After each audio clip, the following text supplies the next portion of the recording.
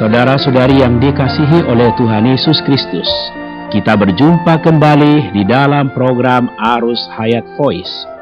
Pada kesempatan ini, saya akan membawa berita dengan judul Dua Macam Pengenalan Terhadap Tuhan Yesus. Firman Tuhan diambil dari Yohanes pasal 20 ayat 15 dan 16, demikian bunyinya. Kata Yesus kepadanya, "Ibu, mengapa engkau menangis? Siapa yang engkau cari?" Maria menyangka orang itu penjaga taman, lalu berkata kepadanya, "Tuan, jikalau Tuan yang mengambil dia, katakanlah kepadaku di mana Tuan meletakkan dia, supaya aku dapat mengambilnya." Kata Yesus kepadanya, "Maria." Maria berpaling dan berkata kepadanya dalam bahasa Ibrani, "Rabuni," artinya guru. Saudara-saudara, sejak Tuhan bangkit dari kematian hingga hari ini, pengenalan terhadapnya dapat digolongkan di dalam dua macam, yaitu pengenalan dalam tubuh daging dan pengenalan dalam Roh Kudus. Kita bisa melihat beberapa contoh di dalam Alkitab. Yang pertama adalah pengenalan Maria terhadap Tuhan. Yang kita baca ayat tadi adalah setelah Yesus bangkit, lalu Maria datang ke kubur itu. Yesus berdiri di situ, tetapi ia tidak tahu bahwa itu adalah Yesus. Ia bukan yang hidup dalam tubuh daging, melainkan Yesus yang hidup dalam Roh Kudus. Dulu dapat dikenal berdasarkan tubuh daging manusia, sekarang tidak dapat dikenal berdasarkan cara yang sama. Maria tidak berubah, tetapi Tuhan Yesus orang Nazaret inilah yang telah berubah. Karena itu, Maria wajib memiliki wahyu yang baru, barulah ia mempunyai pengenalan yang baru terhadap Tuhan. Begitu Tuhan memanggil namanya Maria, ia segera tahu bahwa Yesus ini adalah Rabuni. Yang kedua kita melihat yaitu yang terkisah di dalam Lukas pasal 24, yaitu pengenalan dua murid yang berjalan menuju ke Emmaus. Pengenalan mereka terhadap Tuhan Yesus, yaitu saat mereka sudah di dalam perjalanan, Tuhan Yesus datang menghampiri mereka. Tetapi mata mereka kabur, tertutup, sehingga mereka tidak mengenal Tuhan yang bangkit itu. Meskipun mereka telah mengerti ajaran Alkitab dan merasa tergerak di dalam hati, dan mereka itu berkobar-kobar, seperti api yang menyala di dalam mereka, akan tetapi mereka tetap tidak mengenal Yesus. Ketika mereka hendak makan, Tuhan Yesus memecahkan roti dan memberikannya kepada dua orang itu.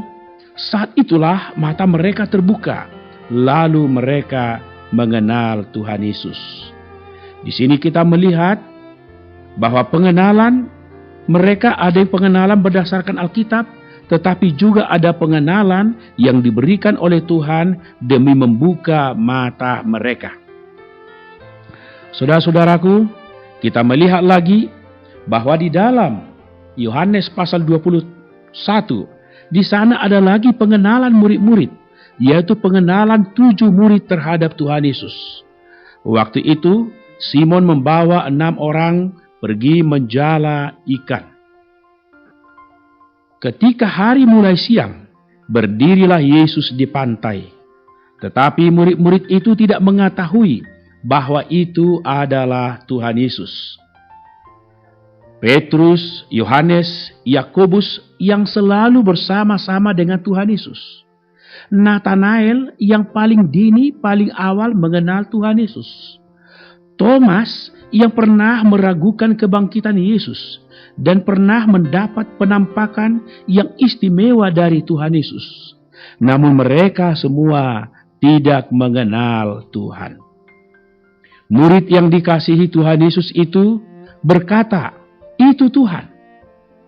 Saudara-saudara, perlu ada pengenalan yang batini, penglihatan yang batini. Dan pengenalan yang batini inilah yang memberi Petrus tenaga yang baru. Murid-murid itu tidak berani bertanya lagi, siapa dia, siapa engkau? Karena mereka semua mengetahui bahwa itu adalah Tuhan. Saudara-saudaraku, secara lahir mereka memang masih heran dan ajaib. Tetapi dalam batin mereka semua tahu bahwa itu adalah Tuhan.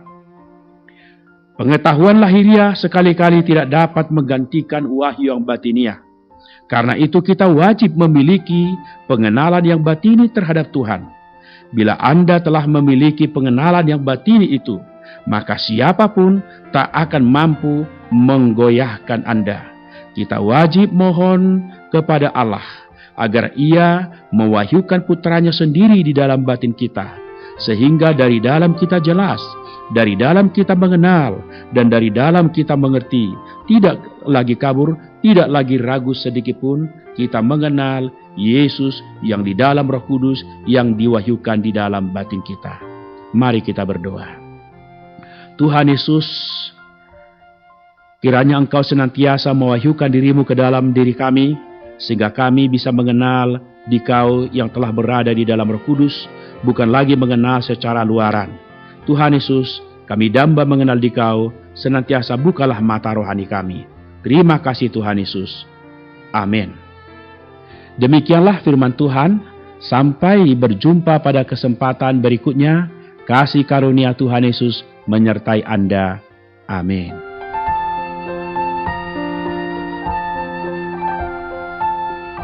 Demikianlah program Renungan Arus Hayat Voice Note pada hari ini. Dan jika Anda tertarik untuk memiliki voice note tersebut beserta seri-seri sebelumnya, Anda dapat mendownload di website kami di www.pemulihan.or.id atau dapat menghubungi kami via BlackBerry dengan nomor PIN 282554-7F yang berpusat di Jakarta dan di nomor PIN 27EB5F7D yang berpusat di Surabaya. Semua respon beserta pertanyaan juga bisa dikirimkan langsung melalui Facebook kami di Arus Hayat Voice atau melalui email di arushayatvoice@gmail.com. Tuhan Yesus memberkati kita semua.